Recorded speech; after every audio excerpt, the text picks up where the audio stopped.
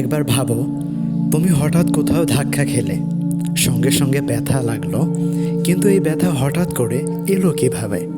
আজ জানবো আঘাত পেলে আমরা ব্যথা পাই কেন, তার বৈজ্ঞানিক রহস্য।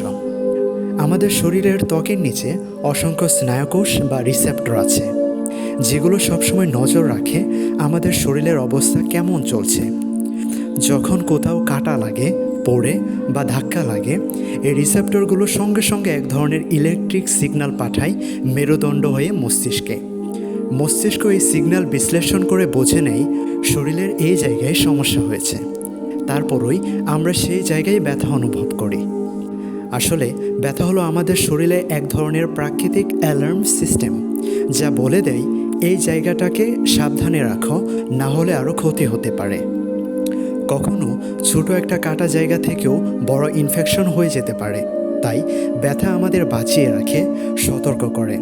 আরেকটা মজার ব্যাপার হলো, মস্তিষ্ক এন্ডোরফিন নামে এক ধরনের রাসায়নিক ছাড়ে, যা ব্যথা কমাতে সাহায্য করে। এটা আমাদের শরীরের নিজের পেনকিলার।